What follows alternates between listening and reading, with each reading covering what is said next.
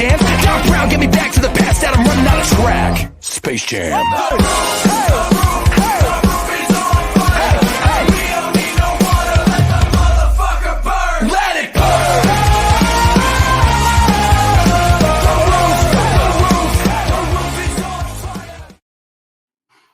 What is going on, NBA draft fans? Your boys are back, switching it up a little bit. It's the takeover, Rucker. I'm taking over the No Ceilings podcast for the day. My name is Corey Tulba. I will be your host. I'm here with the conductor of chaos himself, Tyler Rucker. Rucker, how we doing today? Corey, I'm doing good. I feel like Metcalf's going to get a little worried that he got fired, but no, Corey's just having a little takeover. We're having a little fun, a little special episode. I'm pumped up for this one. Yeah, we have a very special guest in the house today. We got our guy Dan Purcell, former New Orleans Pelican front office executive, and now the assistant GM, director of scouting for Sports Business Classroom. Dan, we appreciate you coming on the No Ceilings podcast. Thanks for having me on, guys. I appreciate you guys taking the time to talk to me. This is awesome. Look, we're gonna get into some draft stuff in a minute, but we were talking about food very briefly before we started recording. You got to give me your favorite spot in New Orleans to get food. It's a tough one, but that's why we bring the heat on the show. That's first off, that's the best question I've been asked this draft season, by the way. Man, it's tough because there's different, New Orleans has such an array of food. It's not just Southern Cajun. They have a lot of high-end Italian stuff, and they have, they actually have a good vegan area. There's some good vegan restaurants as well. I would say it depends on your mix. If you're looking for just a dive type of place that is that's classic New Orleans type food. Oh man, I'm thinking 13,000 places, but I would probably go with Coop's on Decatur Street in the Quarter. Coop's is it's a dive bar, but it has rabbit and sausage jambalaya, so it has a little bit of a different take on jambalaya. Their fried chicken is out of this world. Their shrimp is amazing. The way they make it, there's something about that place. It feels like one of those old places that have the same pot of soup, but it's the same pot. You know what I mean? And they don't really clean it. They just finish the pot and then they refill it with more stuff, and it gets that taste over time.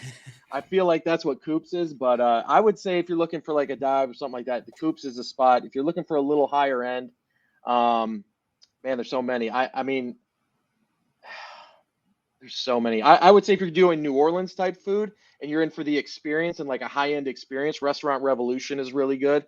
They're classic New Orleans type food, and it gets a little pricey, but I'll tell you what, it's worth it. The food there is amazing. Desserts are great too. And New Orleans is not known for its desserts, but that's where I make my money. So if you're doing desserts in New Orleans, you have to do Creole Creamery. Hands down the best. I've eaten ice cream in almost every NBA city in this country. I will tell you that Creole Creamery is by far the best. No offense to the other ones, but they hand make it. They put it, and they have different types of that they make into. They have Black and Gold Crunch, which they use chicory. I don't know if you guys ever heard of chicory, the coffee.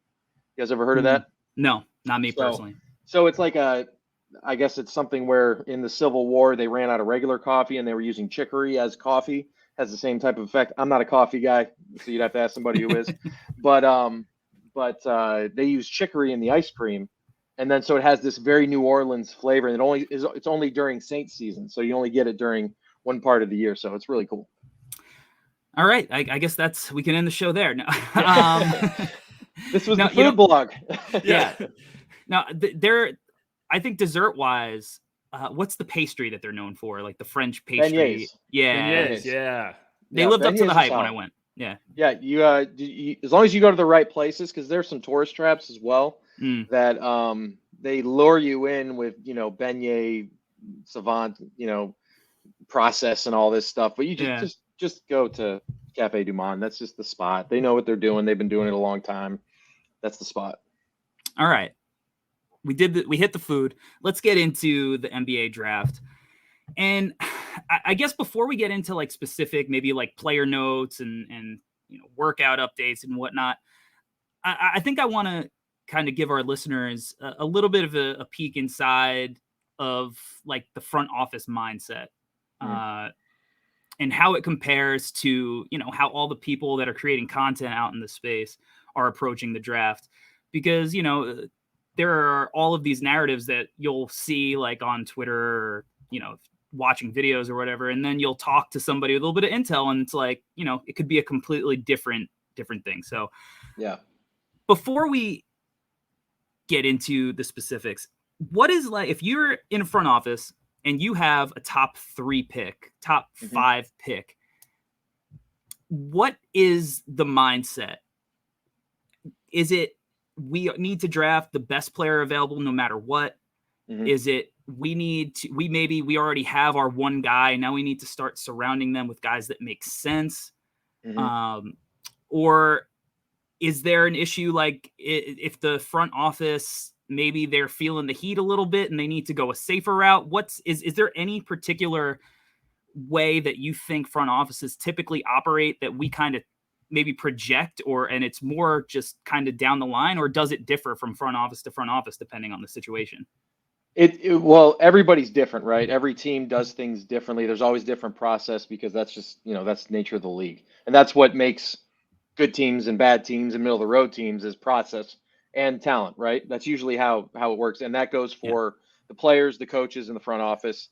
I mean, you look at San Antonio all those years. I use them just because, you know, I have really good friends over there, but, you know, they just have their process. OKC, process. They're just lacking the talent. They've proven the process that they have, but it's lacking elite talent now, right? You don't have Durant, Harden, and Westbrook anymore, and Ibaka. I think it is situational in terms of where your talent level is. So, for example, someone like Houston, right? Back-to-back lotteries, back-to-back top 3 picks.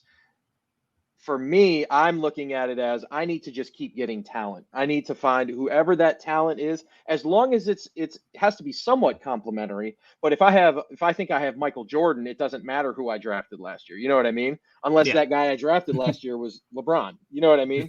Which I don't think Jalen Green's that guy. I don't think he's LeBron. You know what I mean? I don't think he's that. No, I would agree. So if I'm just using Houston as an example, I'm looking at it as I just need to get the most talented guy, and hopefully he's a wing. Hopefully he can make some plays, and hopefully I can give him the ball and he can score in isolation. Whenever I need a basket, he's going to be able to get me one. And that's what, and I think just having that it's different for every team. But I mean, look at OKC. If Shea is that guy that they think they paid him like he's that guy, then I'm looking for somebody that has ton of talent at 2, but I also need to know that Shea is my guy, and if I'm going that route, I need to find something that maybe fits because I have the pick of the litter after the first guy leaves. Now, if you're Indiana at 6, we'll say, once it gets down there, your talent level is being reduced slightly, just nature of the beast, right?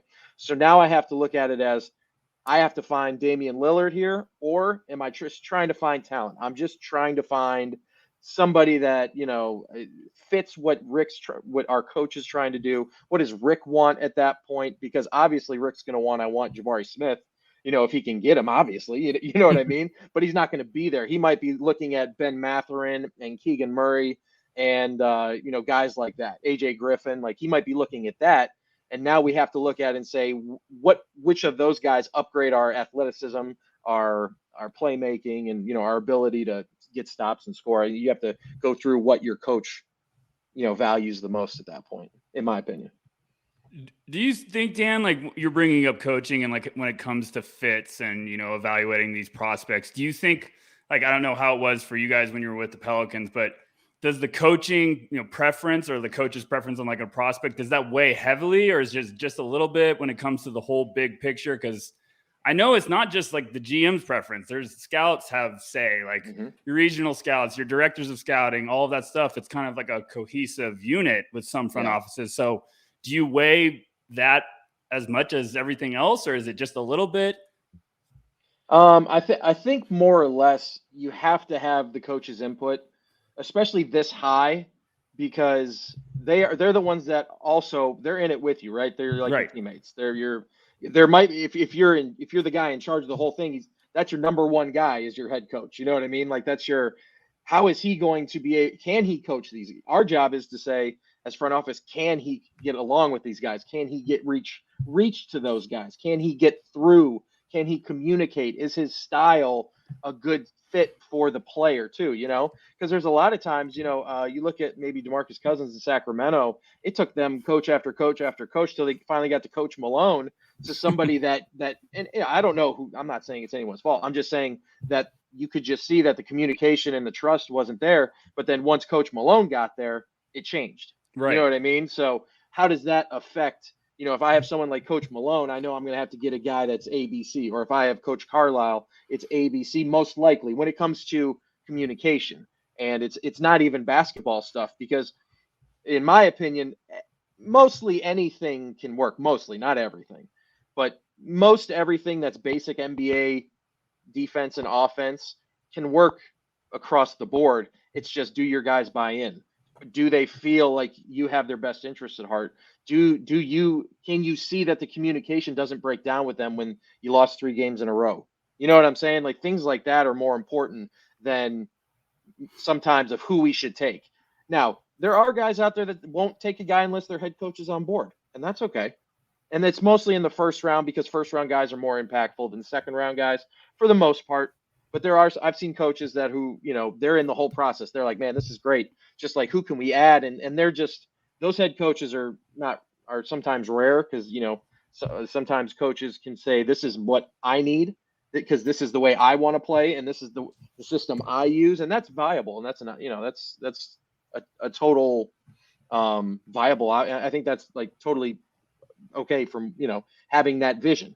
And then some guys are just like, man, I can't wait to get my hands on this second round guy. I can see I watched some clips. I had our video guy put up some clips, and man, if he's available, maybe is that somebody that we're looking at? Like, I've seen that too. So it's a lot of situations, but at the end of the day, the guy who's making the pick is usually the one in charge. And sometimes that was who was like, not that Pop would make it, but another head coach / guy in charge. You know what I mean? Like, they were making those picks. Who comes to mind? Stan. I think Stan Van Gundy in Detroit. Right. Stan still has to make the pick. It's on him. It's him at the end of the day. So now, do you think that the first thing that comes to mind when we talk about front office and like coach, there was always the rumored, like, Tibbs really wanted Draymond, and I think the Bulls front office had taken Marcus Teague. And do you think that if you kind of ignore the coach, you can find yourself in a situation where you kind of lose trust, and now you're not on the same page, and it might not, be a major thing right away, but maybe it starts rippling? Or, obviously that's one specific example, and sure. And it's a kind of what was that? The 30th pick, Marcus Teague was something like that, back in the day, right? So, which is kind of like a shot in the dark at any point. But do you think it's important that the coach has the buy-in? It helps. I'll tell you that it's better than him not having buy-in. Yeah. It's if I had to choose between my coach buys in and he doesn't, I would take, he buys in. It's a double-edged sword, right? You want to be able to work with your coach. That's why, hopefully, if you hired that coach, you probably chose someone you're able to work with. That's usually how it works. Usually, you usually hire somebody that you feel you can work with. You don't always have to agree. You don't always have to be on, you guys don't have to, roll around in a bed of roses every day. But you know what I'm saying? You have to have some level of, trust with each other and be able to communicate. And also, and maybe this is a dirty secret I'm giving out, but, sometimes it is the front office's job to look out for the coach. Maybe he has a bias towards something, or maybe he feels, one of his former players said you should draft this guy, or, you know what I mean? Like, there's a lot of ins and outs, and sometimes it's our job not to just to corral the idea and to corral, the coach or staff or whoever it is, and say, that's good, and I like that you guys brought that to the table, but we also have these needs, and that does not fit a need, and we're going to have to work on, and at the end of the day, if you're the guy in charge, you're going to have to trump everybody and say, you're going to have to trust that I know what I'm doing. You have to trust that I have the best intentions for our team, that I have the best intentions for you, and that sometimes you have to overrule them. Sometimes they're not that maybe they don't see the whole picture. You know, if it's me, I probably have every piece of information on a player, and we'll say a draft player, you know, somebody in the draft. I have every piece of information on him. I know him better than he knows himself. I ask him questions when I interview him that I already know the answers to most of the time. You know what I'm saying? So I have a different vision of who that person is rather than maybe a coach, because his job is to coach our team. And especially if we went deep in the playoffs, he's not looking at the draft. He's not looking at pick 27, 26. But if we lost early or we didn't make the playoffs, he only has a month, 60 days of information in front of him. But I've been on player X and Y and Z. I've been on those players for 2 years. My staff, I've had scouts, I've had people, front office person, like we've been corralling these guys, you know, they're corralling the information, just getting it into the data system. So we know who they are by the time, way before our coaching staff probably even sees them. Now, you know, you mentioned like you got this information on these guys for 2 years. How did COVID affect that type of thing where, you know, like certain states, it was just shut down. You know, you couldn't really get games. You couldn't go watch the games when you're in there. And that kind of, you know, circles us to a guy like Shaedon Sharpe, who is a guy who no one has really seen outside of maybe like the combine, you know, 1-on-0 workouts and the limited film from, you know, Dream City or Uplay, whatever. And he's kind of a mystery, and you just don't have that same information on him. So like, how would a front office approach a guy like Shaedon Sharpe? Because it's abundantly clear that he's talented, but every year we see guys who are projected to be the number one guy, the top 10 guy. And then you have Peyton Watson and Jaden Hardy and Caleb Houston. And some of these guys are projected second rounders now. So with a guy like Sharpe, who maybe he benefited from not playing at all, but how does that mystery and that intrigue kind of factor into a front office's decision-making? Yeah, COVID was the ultimate test of your network as a front office exec, right? With everything being shut down, you couldn't go, you couldn't do, right? You had to rely on your network. And I think the young executives and the young scouts, the guys who, you know, that are 30 and under that are in the league, are probably the ones that were hurt the most, just because their network was just natural numbers. It was just a little smaller, right? So your network was super important, because the college coaches you really relied on now for the phenom and the 18 and under crowd, because they're recruiting them and they're having a tough time. But, you know, you kind of rely on them to, you know, give you some insight, and that's the power of your network, right? How far can I reach to get to a kid, because I'm not going to be able to go see him, obviously, for NBA rules, you know. But then on top of it, if COVID goes another year, that means that either the league shut down and this is just thinking when COVID was, when we were in the bubble, right? If COVID goes on another year, we have another bubble. This draft is going to be the most mysterious draft of all time. It's literally, who do you have? Because college basketball probably shuts down if the NBA shuts down. And then they're going to go play in independent leagues, but not really, because nobody's going to go. So independent leagues can't sell tickets. You know what I mean? Yeah. So it's everything would have had to been multimedia, you know, or social media and multimedia stuff and video and workouts. All three of us probably be sitting up here on YouTube watching random workouts of player A and B, because that's all they can do is go to their workout at their high school with nobody else around, you know? Yeah. So, but it was the ultimate test of networking. COVID was. I thought it was an interesting wrinkle. But with Sharpe,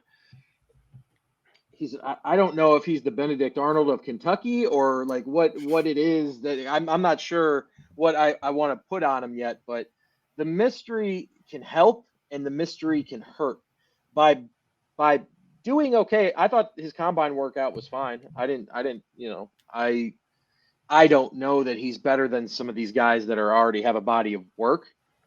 But when it comes to mystery guys, I'm more of like, I want to go with more what I know rather than, and listen, if he turns out to be Kobe, I'll take that one. You know what I mean? I'll take the risk of him not being Kobe compared to him being Kobe at that point. And I would rather, I mean, if it was me, I'd rather go Ben Mathurin or somebody like that because I know exactly what I'm getting with Ben. You know what I'm saying? And Sharp maybe end up being a better player, but for me personally, it's not. I wouldn't be sitting here totally interested. Now, if he's beyond talent and you can tell he's LeBron, then it's an easy. You just pick the guy and you just roll with it from there. But he's got to be LeBron. He's got to be KG. He's got to be Kobe. He's got to be those guys. Like Kevin Garnett. People knew KG was a man at 17. These guys didn't come out of nowhere. Sharp came out of nowhere, right? All of a sudden, he's the number one guy in his class and everything. LeBron James was on magazine covers, ESPN, back when he was in high school. And this was at a time when that stuff was not as regular and readily available as it is now, right? So I'm with you there. I guess it comes back to then it's got to kind of be a team or with an executive who feels like they have the job security to where if they swing and miss, they kind of have that cachet to be like, we went after our guy. I think that's a little bit of a myth. I'll just be honest with you. The whole job security thing, at the end of the day, it's just like any other job, right? You're hired to do a job.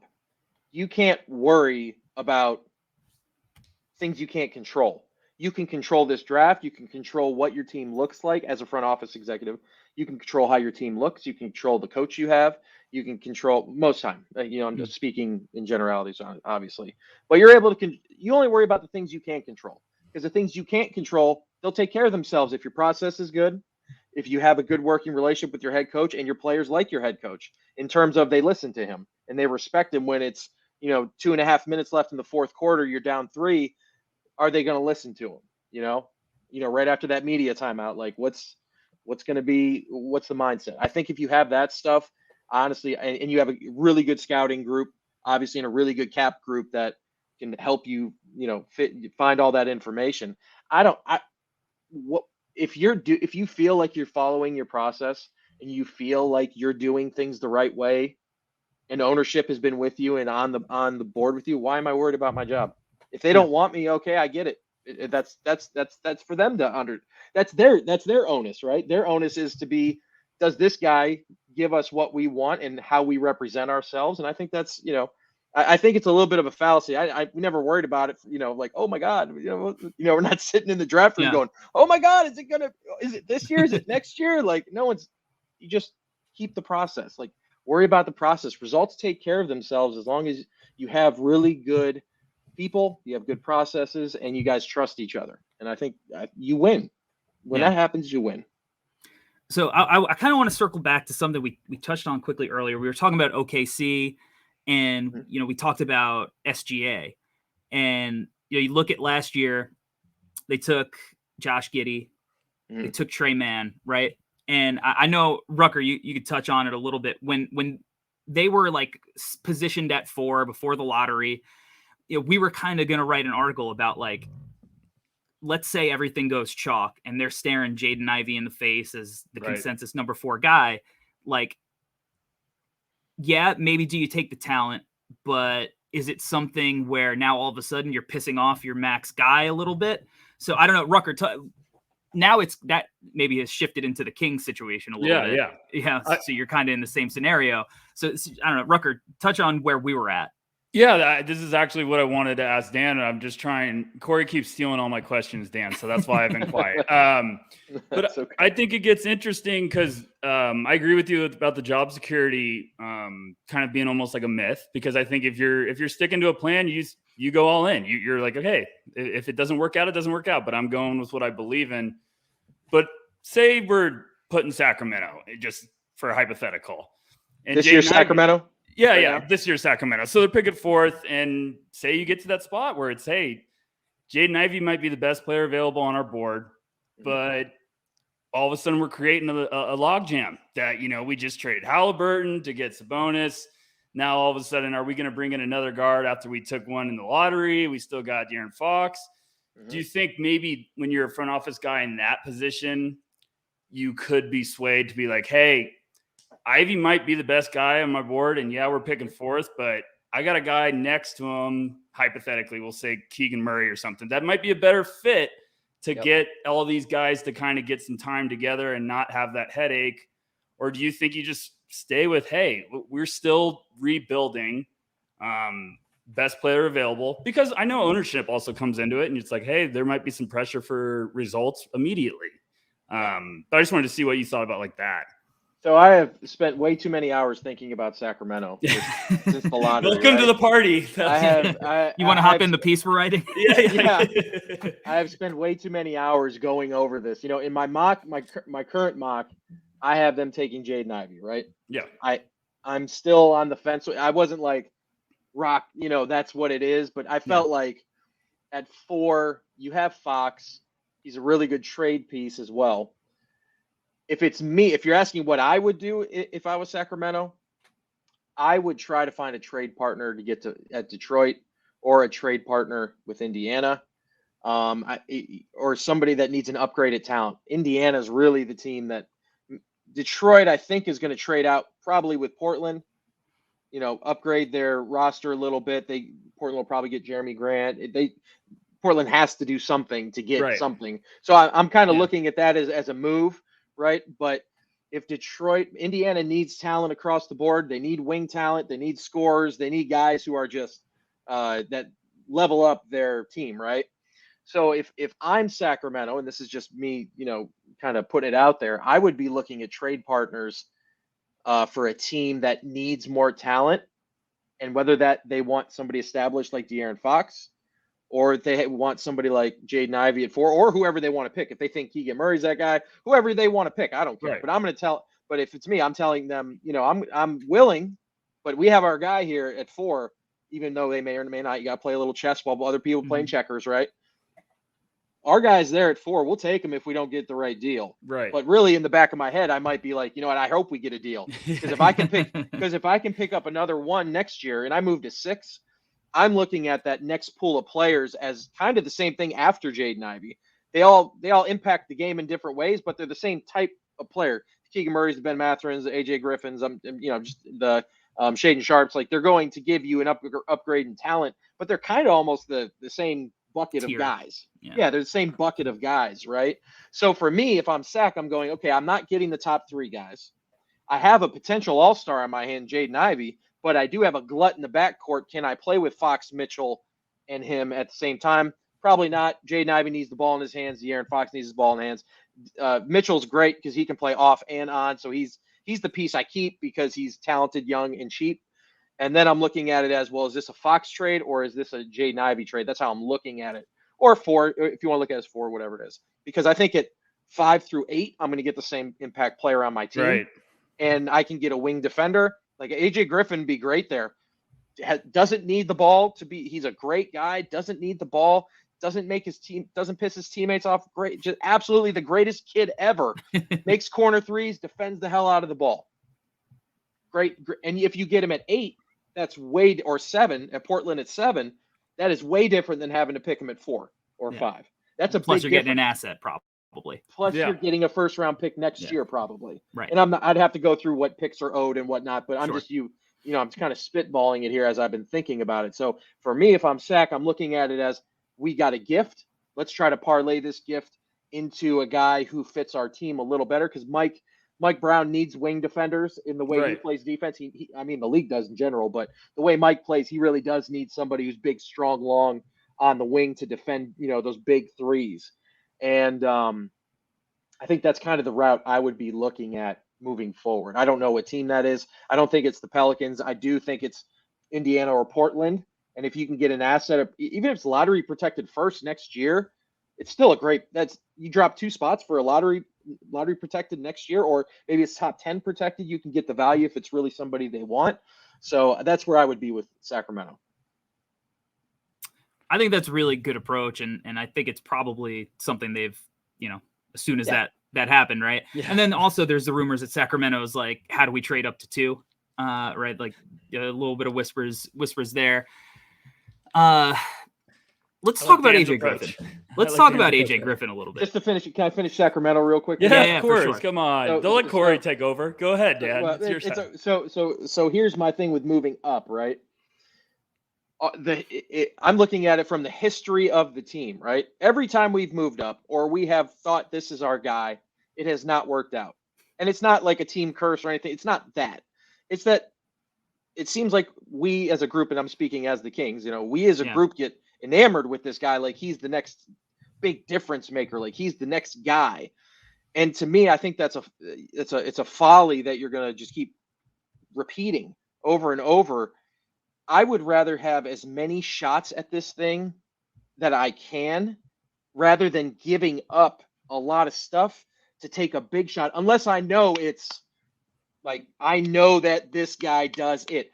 If Jabari's there at 2, yeah, it's got to be Luka or Trae Young. Like, that's how I don't know that I would trade up in this draft, because if I'm trading up, I need a playmaking scorer or a ball handler or something, like a guy who's going to have the majority of the possessions and impact majority of the possessions if I'm going to move up.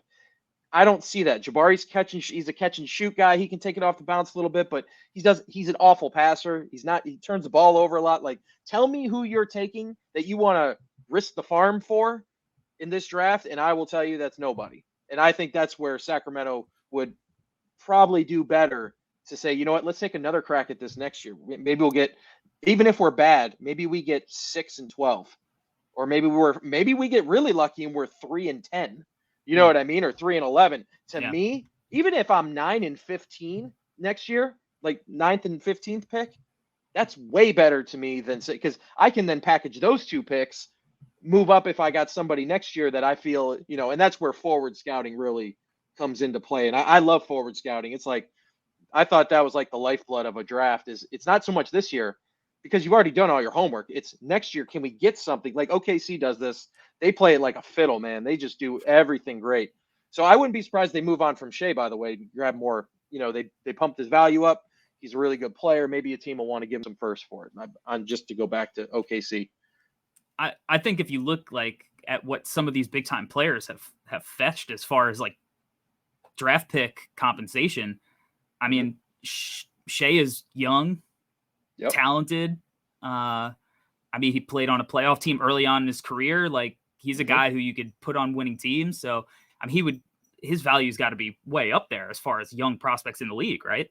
And you have and to come full circle on OKC, I know we were talking about Sac, but and we pivoted to OKC, but it just popped in my head. Sorry for any listeners that are like, oh my God, who are we talking about, OKC or Sac? But OKC in this point, but I would say if they follow the pattern that they've been doing, it's genius, because they're going to hit sooner or later. And it doesn't have to be the number 1 pick. I don't mean hit by you're the number 1 pick. You're going to hit on the talent that you need, or you're in a position to get the talent that you will ultimately have to have. And that's where and that's why I'm saying, going back to Sacramento, we've tried this is our guy, Bagley guy. You have this whole thing where you get it in your mind. This is the guy, this is the guy, this is the guy. And maybe we need to take more shots at it. Maybe we need to take an OKC approach to it and say, let's get as many shots at this thing as we can, and then we'll see how we play out. Bring up Bagley has kind of given me a little spark in my head. Uh-oh. Bagley was a guy who, what type of spark are we talking about? The whole year he was projected as this top 2, 3 guy, right? Mm-hmm. Yeah. Consensus boards, like, this is the guy. Not my board, but if it was yours, well, that's fine. this is kind of the question. But if you look and you really break it down, I think one of the things you really have to take into consideration, especially when you're picking that high, is like, can this guy play in the playoffs? Like, does he have the skill set that is going to allow him to not get played off the court in a deep playoff run? Yep. Bagley hasn't proven that he can't, isn't going to be played off the court in game 42 of the regular season. And a lot of those weaknesses it's not like some mind-boggling thing. Like, I can't believe that, he's not switching out onto the perimeter, or he's this big-time shot blocker, right? Yeah. How much does the consensus play in sometimes to how front offices are making decisions? Does it at all, or is it just a bad kind of evaluation with a pick like that? No, I just in general, that's why you have a team of people, right? Yeah. The consensus. When people say consensus, that means that it's usually a bunch of media guys it's media. Do their homework. they don't, because there's some really, really good. You guys are also on there, like real good. Like you guys do your homework. You guys focus on the details. Like there are really good and talented people who do that. But to say it affects a team or teams in the league, it does not. They may look at it and say, okay, well, how does this compare to my board personally, and why do they feel this way? Like I would do that sometimes. I would say, oh, why do you guys have random player here? I have them at 9. Why do you have them at 17? Where's the difference? And a lot of time it was just off resources and information. I had more resources. I had more smart people that are there every day that I could read scouting reports and things like that. And they were doing it themselves. So there's only a limited amount of, you know what I mean? Really, that's all it was. It was just it was more of a result of time and resources than it was talent level by the person writing it, Right. most of the time. Because most of the time, if you're that detailed, you're usually like putting a lot of work into what you're doing. Yeah, for sure. I don't know if that answers your question, by the way. No, I think it did. I mean, and I think that's the right approach. I don't think you should feel, if you're working in a front office, obviously you're good at what you're doing if you made it that far, and you shouldn't feel pressure because, some idiots like us on a podcast or saying that this team needs to take this guy. Right. But I just wonder is it maybe sometimes just every year that goes by, we start getting a little smarter and because does a guy like Bagley get taken it to this year? Well, no, because the league changed. Right. The league changed, but that's not all that long ago that happened. League changes quick these days. It changes quick. That's the whole thing. It's like, ever since Golden State went on their tear, the league has been changing rapidly because they've been trying to counter what Golden State did all those years. And then, of course, with Cleveland, with LeBron, you had that too. So you were adjusting to two different types of teams, right? Two different kind of builds. So once that really happened, and the new CBA hit, and then the new TV deal hit, it's been a more rapid process because there's been more money in the system, and you're able to push more and do more, and you can adjust more, and you're paying more guys, these guys more, and these guys. So the league has just been changing rapidly, and I think that's the same thing with the style of play. And also, if you really look at the coaching that's happened in the league the last few years, it's a lot of young guys who were who got their start as a bench coach, front row, a bench coach as an assistant, or they were like really deep into their team's coaching system back when Golden State, the tail end of San Antonio and Golden State started the whole change of how the game is played. And I think you're seeing the result now. And those coaches are just they've been more exposed to having to change all the time.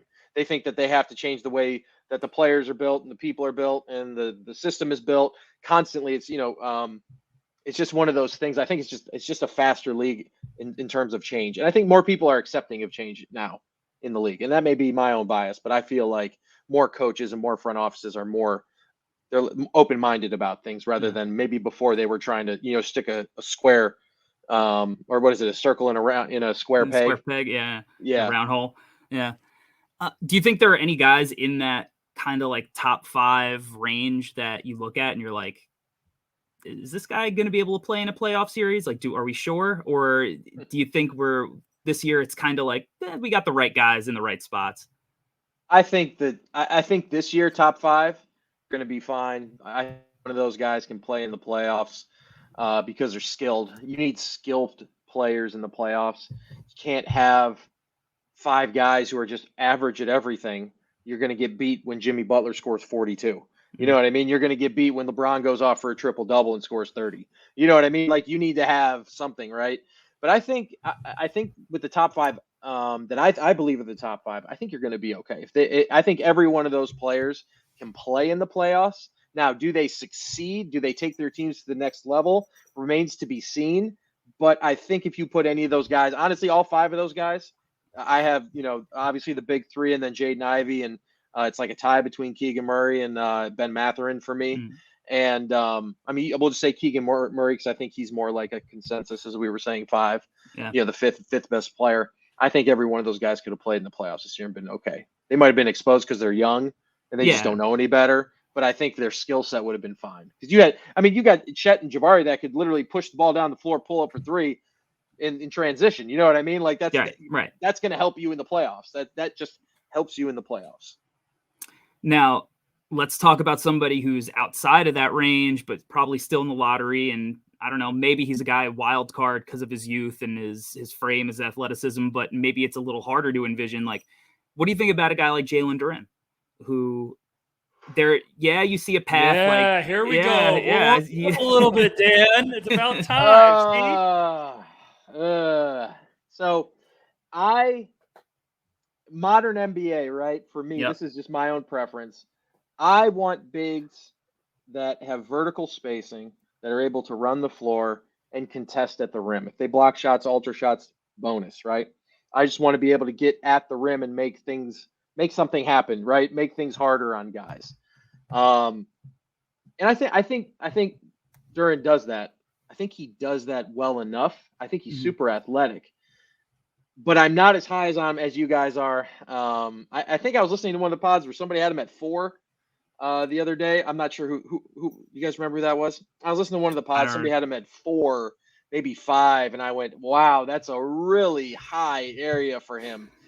I think if you talk to our crew, I forget who it was, but we'll fire someone. No big deal. We'll cover, Just that's why you have so many over Zoom, right? You're gonna fire him over Zoom. Yeah. Turn in your playbook. Thanks, guys. But I like him as a player. I like his athleticism. I'm not sure his feel's great. And feel is big for is big for bigs. I punned. Is big for bigs.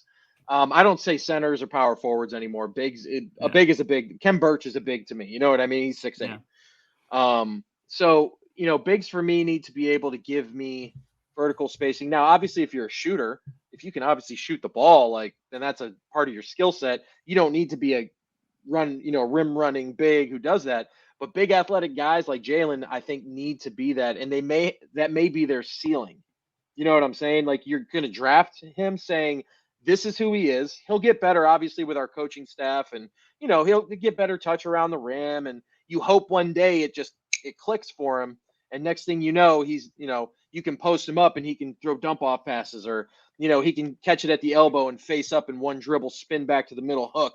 You know what I'm saying? Like, you're hoping that he can do that at the NBA level, because that's what bigs like him do, on top of rim running, rebounding, offensive rebounding, defensive rebound, obviously, and then have being a threat at the rim on offense and defense.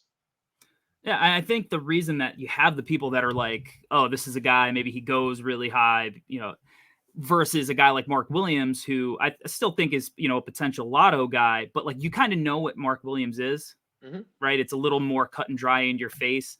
Whereas it's not like he's all that much older than Jalen, but he is a couple of years older, where it's like, all right, but what if? Like, Jalen's got the what if, like, what if he does turn into Bam? What if he can play at the level of the screen and hard hedge and recover back and get to the rim and guard out on an island? Because, he has shown enough flashes of that, right? So where you can kind of get it creeping into your mind. Do you think that feel is something, is it because he's obviously very young? Do you think feel is something that coaches can develop through watching a ton of film, through just getting reps, or is it something that is just more innate and you kind of see it early or you don't? Yeah, to me, I think it's a little more innate for bigs. I think wings have an easier time. You look at PJ Tucker, right? You look over PJ's my favorite case study of all time. He's one of my favorite players ever. I love PJ, right? I love his game. I love the way he approaches things.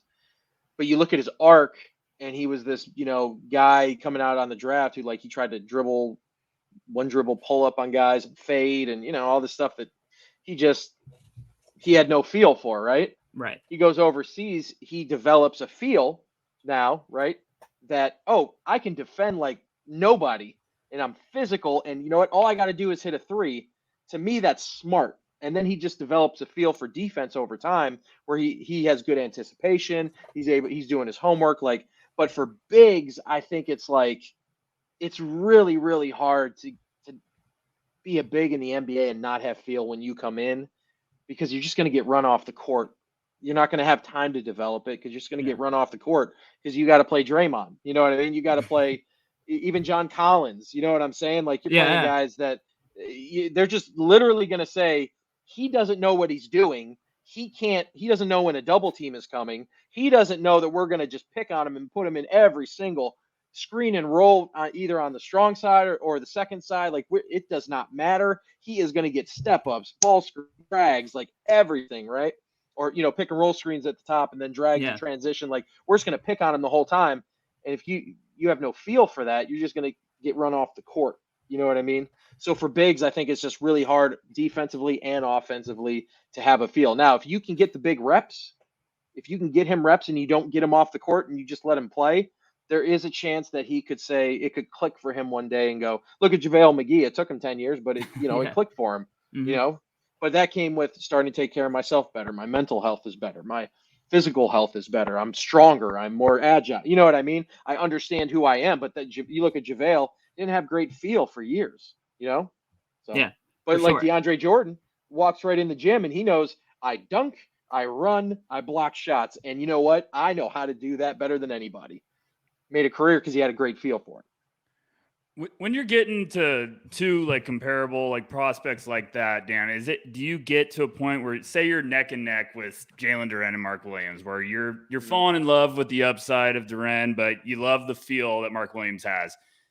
Is the deciding factor then kind of the intel you get about each guy or how they might interview with you? Like, does that swing your entire feel for how you might view a prospect, like in the front office? Or because me and Corey have had a lot of guys or a lot of fans ask us like, hey, like, why does he go so much later in the draft? Why did he fall down? And it's like, we try to tell them intel is just as big of a part of this whole process as what you see on tape.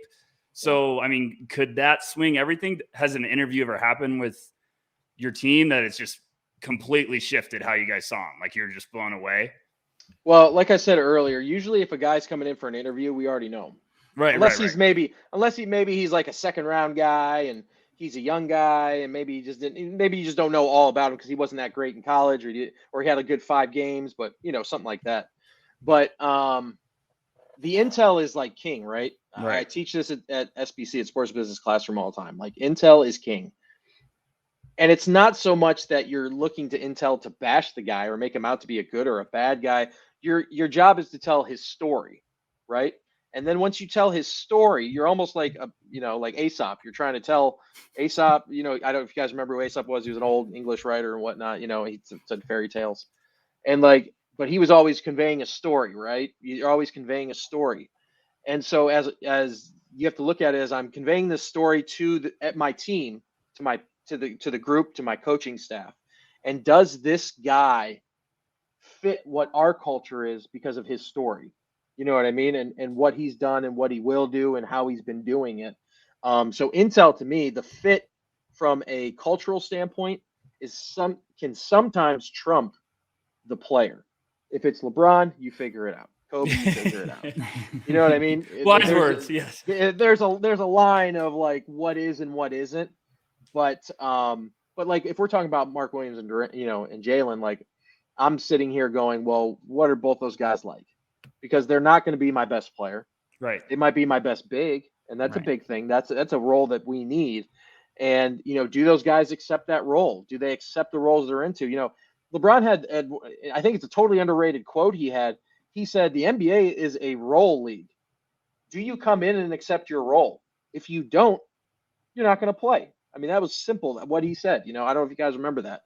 But he just said, hey, this league's a role league, or a role. You have a role. Are you going to? And I think that is the hardest thing in my experience for guys who are coming out of college or from overseas who were big time, understanding that you are probably 99.9% not that guy. Right. You need to understand. A lot of these guys get that, which is great. Those are the guys you want, guys who are over themselves, guys who get it. And but I think like the guys who can't understand that they're not that guy yet, not saying you can't be, but you're not that guy yet. So when you come into the league, why don't we work on a couple things year 1, year 2? And you know what? If you speed the process up in the first 20 games and you're doing this amazing and you're doing this great, look at Herb Jones. Like he came out and he was, playing defense like nobody, maybe the best in the league on ball defender at some point. Then we grow. Okay, good. Now you're getting some more minutes. Now let's work on this. Let's work on that. So I think that's more for me. If I have to pick between those two, and we're saying we need a big, we need a rim protector, we need somebody that can run up and down the floor. These guys are pretty much the same. Physically, Jalen's probably better. He probably has a little more upside, but it would go down to me like just that little bit. Age, a little bit of a factor, not a great factor because people get caught up in age. And They don't need to. So the one thing about age, I'll say it just to add to the age thing. You also have to look at it. I look at it in contract years, right? First, second, third contract years based upon those contracts. How old are you going to be? Because if you're 32, 33, and you're on your third contract, you're going to cost a lot of money, right? Right. But if you never pan out and you're 19, you're going to be on the same scale as someone who's 22 and didn't pan out, right? Mm-hmm. So that's why people like to go younger, because they feel like if this is a guy we're keeping on the third contract, at the end of it, he's going to be, 34, 33. Right. But rarely do guys do that. So I think it's kind of like almost a folly. Like we're not going to have a guy for 15. Most likely, we're not going to have Reggie. We're not going to have Reggie Miller. The odds are against us having Reggie Miller on our team. Right. Even LeBron, dude. It's like, the guys that are like that. It's like if you don't put the championship pieces around him, you're not going to have him because he's leaving on his own accord. Right. Out of here. We're out. Peace. Yeah. Like, that's what it is.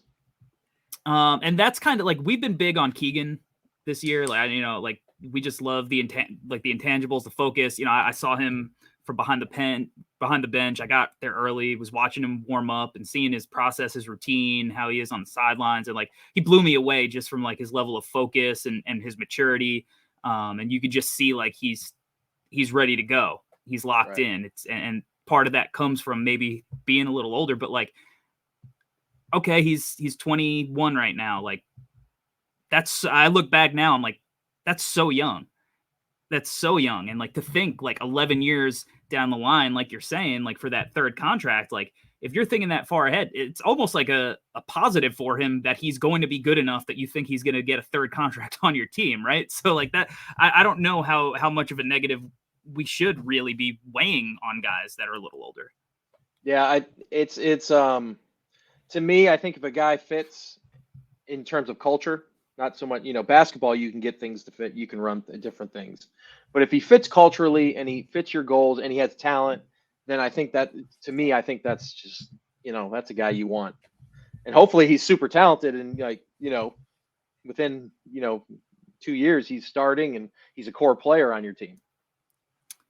Who's somebody who you're a little bit higher on than, the general media consensus? Oh man. It's actually kind of weird this year. Usually I had one of my guys that I love referencing is Kenrich Williams, and everybody knows me. He like, they just tired of hearing that name probably. Right. So I always try to but I always look for that Kenrich Williams type of guy, somebody you can get in the second round or undrafted, and he's probably going to be around. Kenrich will probably have a 10-year career. Nobody will know him. Except NBA guys will. Yeah. Well, no one's going to have his jersey. No fan is going to be like, oh my God, we signed Kenrich Williams today. But he's such an important piece to a winning team. Guy who can play 15 minutes a game. He can shoot 40 from three. His rebounding rate is out of this world. Like, he can help a winning team, right? I always like finding those guys.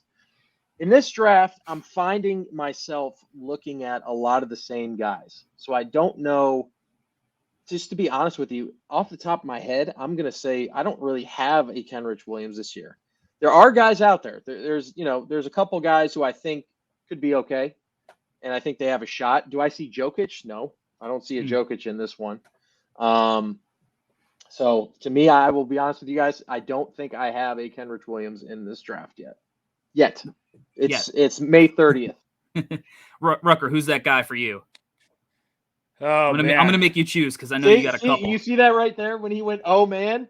That's when you know that this draft has a bunch of guys that when you see them, you go, oh, he's like that guy. Or he's like that guy. Or, oh, you know what? He's just like that guy too. And they're all the same guys who are bunched from 30 to 48. Yes.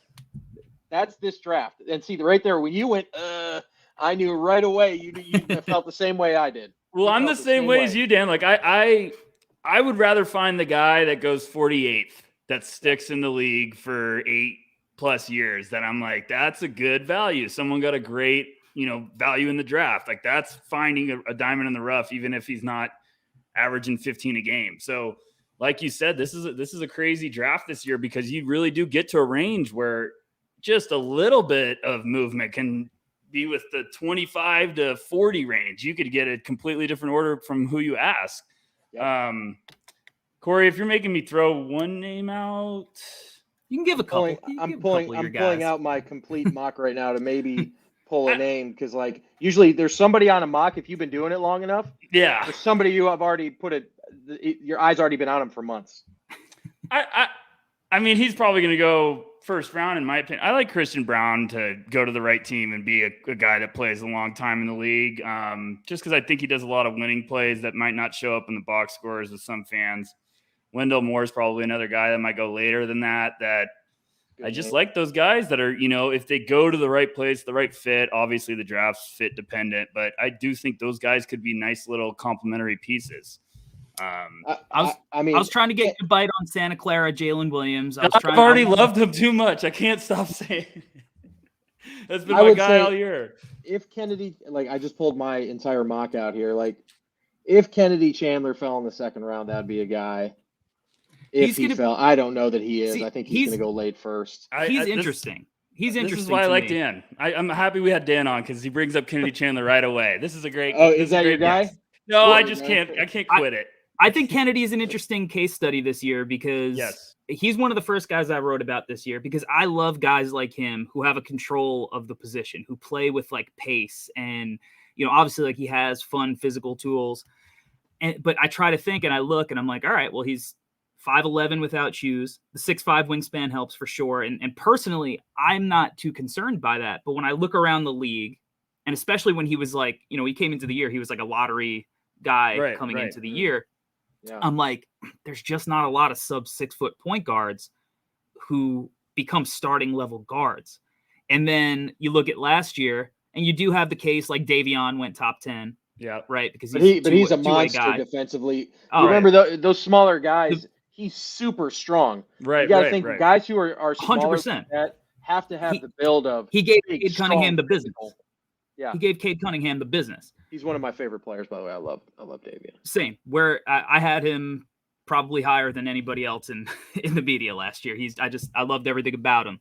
Yeah. Then you look at Sharif Cooper, who was a guy who was, projected to go really high, and he drops into the second. Now, obviously, he's not a two-way guy, right? You're hoping that he's can run your offense or whatever. Is Kennedy somewhere in between those two guys? Yeah. I actually, the thing about Kennedy that I like he has really good poise for a smaller guy. Yeah. If you're smaller, I think they have him listed at 6'1". I think that's a reach, but I think they have him at 6'1". I saw him at the draft workouts. I think his poise, and he has sneaky athleticism. Mm-hmm. He's got hops. I think it's not even the hops that I'm worried about. It's more the explosion with the ball. The burst, the explosion with the ball. Because slow to fast. If you want to be a good point guard in this league, you have to change speeds at every turn, right? Chris, you just watch Chris Paul, just the maestro, man. Just speeds. He can go slow, fast. He changes you with a twitch, and then he goes. You know what I mean? That's you got to have that. I think he has a little bit of that. Is he better than Devontae Graham? Is he? I'm asking you guys. Kennedy? Yeah. I love Kennedy. I think Devontae Graham was a backup point guard for a playoff team last year. Is he better than him? I trust him to play both sides of the ball effectively a little bit more. And I trust him to, I think, do a little bit more.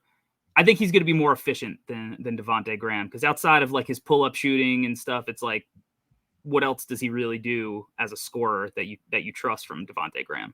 Well, there's your answer, right? Yeah. So now you already have a baseline of who he is in the league. Okay, now I know that at least on a comp, I have him better than Devontae Graham. So now I know where he's at. To me, I think he goes probably 20. If I had to guess, depending on what Denver does with Monte Morris, with their cap situation and whatnot. That's an interesting spot. Milwaukee's an interesting spot. I've liked him there. Yeah, I think Memphis with the Tyus Jones situation. Yeah, Memphis another good one. Yeah, I think Memphis. If Max Christie is there, I actually have Memphis because that fits Memphis is like yes, it does. Team to a T. But yeah, I could see that. I would rather take Christie because the upside, right? Height, shooting, length, upside. I'd rather take someone like that. But I mean, if he's there now, oh, you're talking at 29. I mean, I could see either way. I mean, honestly, I mean, okay, they got two cracks at it because I don't think 29. that in that range. Also, like you can make an argument for any one of those guys going in any order, probably based in, and I think maybe you look at what your team needs, right? Like, yeah, that's the theme with this draft is what I've come to, and that's something I was going to say to you guys is you have these buckets, man, and you have buckets every year of guys like, but you always have outliers as these buckets, as one bucket is done, the next one pops up, right? And then you go through that bucket, and then maybe you have an outlier, and then you have another outlier, and then you're like, okay, I don't know about these guys, right? This draft is not that. This draft is literally you have your top three. You have Jaden Ivey, who's a wild card. Keegan Murray, wild card in terms of what do the teams value that are picking there, right? Right. And then Keegan Murray as well. So you have two guys right away who OKC could love the kid and take him too. You know what I mean? And OKC is the type of team that would do something out of the box like that. But I'm just saying, but as you move down, I'm just seeing like, I don't see a lot of disruptors, guys who like make people argue about, are they going to go here? It's kind of like, well, yeah, he could because all the other players they're kind of all the same players. Like Max Christie is a guy like that he's a disruptor of the draft. Right. Somebody could fall. AJ Griffin's another disruptor. Like he can disrupt the draft. Maybe the Kings love him so much. We're taking him at 4. It's just what we're doing. Couldn't find something that worked for us. We're taking the guy that fits us best at 4. I love AJ Griffin, and so I'm one of the more high guys on AJ Griffin and within our crew. What's not to be high? The only thing, the knock on AJ, and I think I put this out in my mock, that the knock on him, he's not a killer. He's not Dame. He's not anybody who. He's not going to be the guy that takes the last shot. He's out there quoting Bible verses on Twitter, so that's one of the commandments. Yeah, you know what I mean. He's not going to be the second guy. He's not going to be the guy who shoots it with 18 seconds left. He's not that guy, right? He's going to shoot it with a minute after the ball got reversed, but he's not going to be. That's where his knock is. When it comes to people, that I've read. Anyways. He's just like a go with the flow type of guy, kind of like just almost like in the background, It's not a bad thing, but no, he's your 3-and-D guy, and he's your glue. Yeah, he can play day one because his body's phenomenal. He can play day. You can work on his shot a little bit, even though he shot 40. It still has some mechanical issues, but you can make it a real. You got that wide NBA, base. The NBA coaches are amazing. I don't think we give enough credit to NBA assistant coaches who are in there every day. Like I watched our guys like go through stuff and they're in there every day working. I don't think they get enough flowers, I guess. Yeah. For their work because it's grinding at 8:30 a.m. every day after it's a grind. Yeah, for sure. I also think he's got a little bit more off the bounce than people may give him credit for because one, I mean, if you go back to his high school tape, that's kind of the player he was. He was like this ISO shot creator, slasher kind of guy. And then this year, he comes in after the injury and he, to me, it was a positive. He was just like, all right, we have Wendell Moore and Trevor Keels and Jeremy Roach and Paulo's getting some reps. And it's like, how do I fit in? And as you mentioned earlier, like star in my role.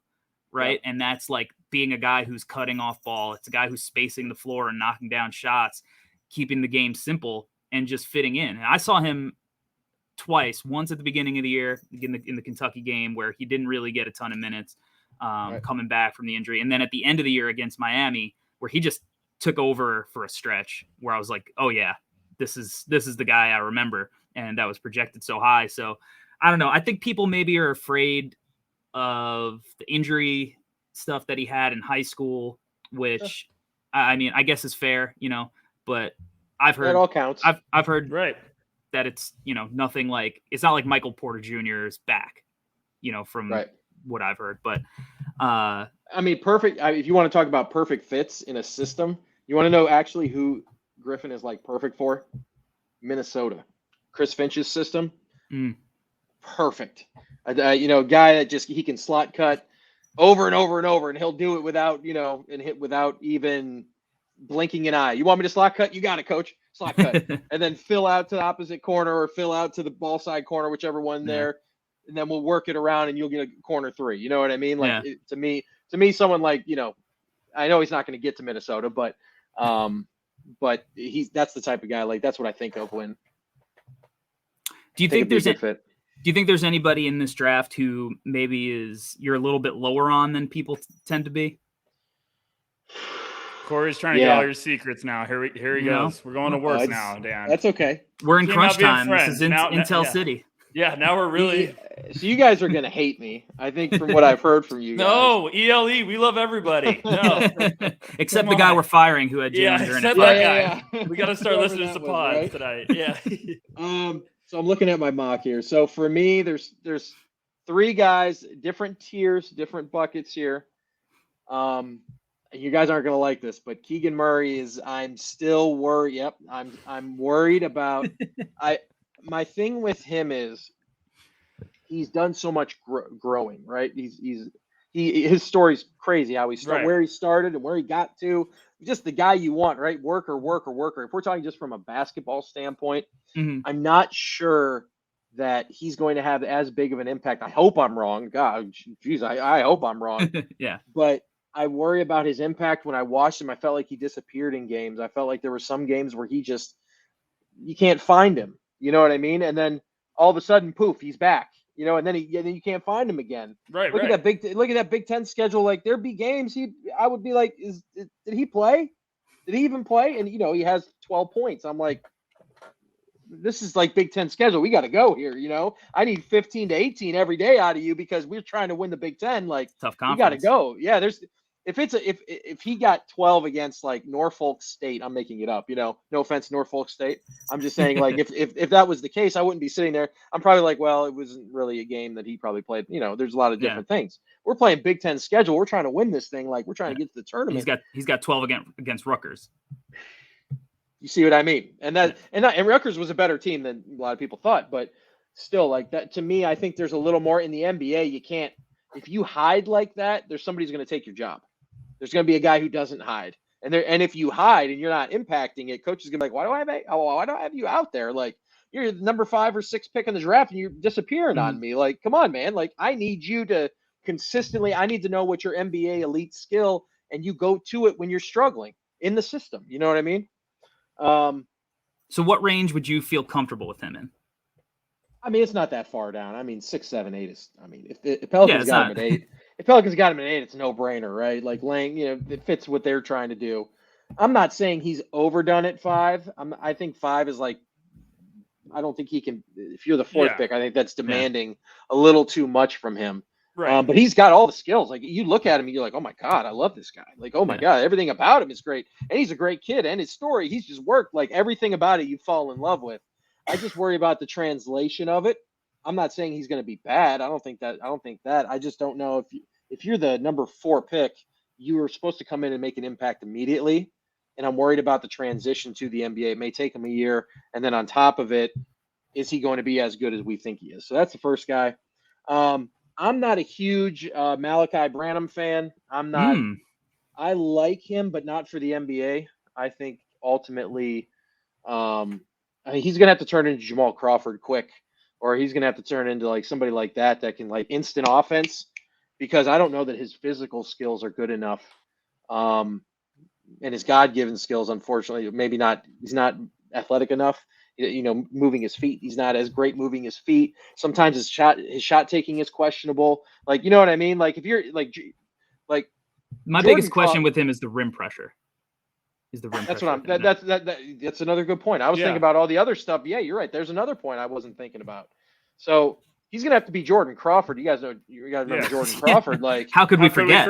Yeah, hey, he's gotta be like, you gotta be like that. If you're gonna be that type of player, you got to bring some explosion. You know what I mean? And I don't know that he has that.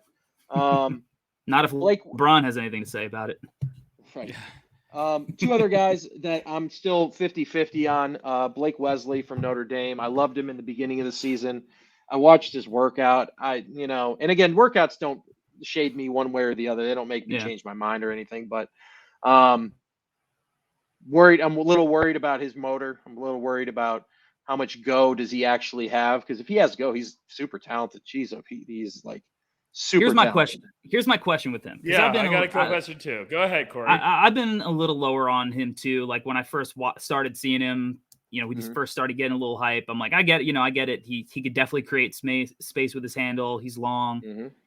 My thing is like with a guy like that, he has to play with the ball in his hands. Has to. There's no other avenue for him to be out contributing on the floor offensively if he doesn't have the ball in his hands. At what level does he have to reach that it actually makes sense to give him the ball? Right? He's one of the. What's his situation? He struggled finishing. He struggled finishing. He struggled as a shot maker. So you're looking at a project, and maybe he goes to the G League and gets a bunch of reps and figures that stuff out. But at what pick are you willing to make that investment where you're like, all right, we can't even get an immediate contributor? I just think he's really far away. I see it. I understand the vision, but it's like, to me, it feels far. Yeah. If we're going precedent on that I would say probably think Trey Murphy.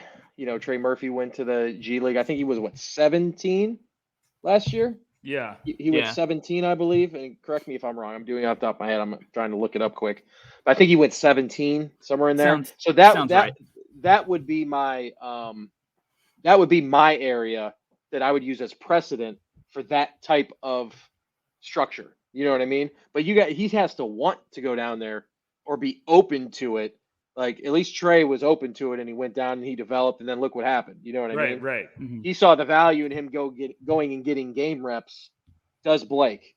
So my precedent would be, okay, well, the Pelicans did it with Murphy.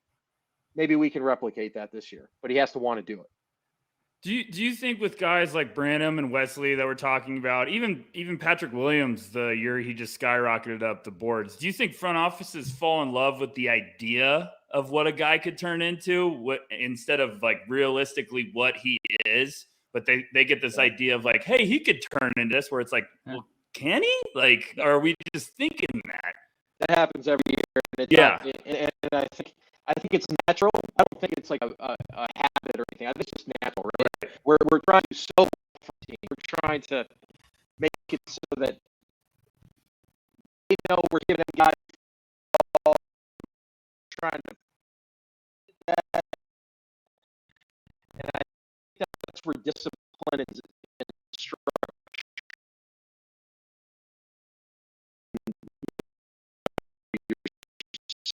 systems come in handy here, because it's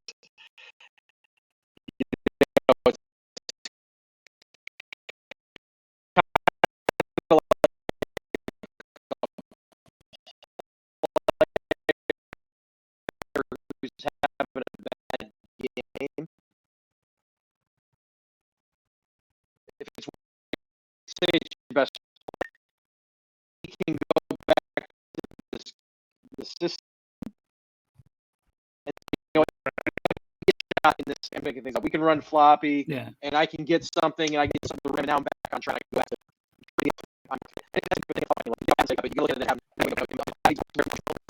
process. Work with your staff. It's so important to just stick to your process when you can identify that emotions come into it. Never make an emotional decision in the draft. You are asking for trouble. You're asking for it. You're literally saying, I don't want to be employed. I don't want to be here. I am just going to go off of either I'm mad or sad or happy, whatever the emotion is.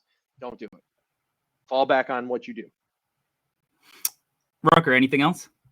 No, I think that was spot on, because I've always said, I think GMs or front offices, when they try to, I compare it to baseball. If you try to swing for the fences every year, you're going to strike out. And some years, if the smart ones they want to get a single, they want to get a double. Like Presti, I think me and Corey have talked to a lot of OKC fans. We're like, can we trade up from 12? And it's like, Presti might not want to. He might want to just let the board fall to his, lap and see what happens because The Grizzlies. Yeah, exactly. War And chest. it's what Dan said with Sacramento earlier about saying like going from 4 to 2 and trading the farm. That might not be smart because if you do that and strike out, you might be back at square one all over again. And I thought that was just perfully put. We didn't even get to the top 3 guys. We're so deep into the other part. Let us know if you want to get after it. Maybe we do the top 3 as its own podcast, and we just go after it, and we have you on again, and we go deep into the top 3, every nook and cranny of their games, and really try to figure this out because I think everybody is a little bit confused up there. Everybody's got their own preference, and sometimes it's good to talk that stuff out. Thank you so much for coming on and chopping it up with us, Dan. Please tell everybody where you're doing your work and where they could find you and just the whole thing. Yeah, so we're doing Sports Business Classroom. We're doing it this year again at Summer League. It's a completely immersive experience, and we always have NBA guests that walk in, and we're having rumors of the commissioner coming in. Hopefully that's locked in, but we always have guys like Tommy Shepard, Mark Cuban, like these guys are we have Rick Carlisle's come. We just have guy after guy, but it's not about the guests, it's about what you learn, right? So we have real, I don't want to say real here, but let's say guys who have worked in the league before, and they're teaching you what they know. And it's been really cool to be a part of it. Larry Kuhn is in charge of it. Everybody knows Larry is the salary cap godfather. And he does a great job with not only letting us as, former NBA, personnel do what we do, but he's great at teaching what he teaches, obviously, which is salary cap. So you can go into different ways. We have a broadcasting wing. We have a scouting wing. We have a salary cap wing. So, and we have people from all aspects, people who want to be agents, people who maybe want to be in front offices or coaching staffs. We've had people placed, in the G League by teams. They've been hired in front offices. Like, we just have such a great experience. It's like none other out there. And, let's put it this way. I wouldn't, put my name on something that I thought was, not worth anybody's time. Cause, we're talking about the amount of knowledge and connections that you make at that base level. You just can't do it anywhere else other than Sports Business Classroom. So if you're interested, www.sportsbusinessclassroom.com, and we'd love to have you. And if any more questions, please, you guys can hit me up on Twitter. I am _Dan P. I'm there. I am him.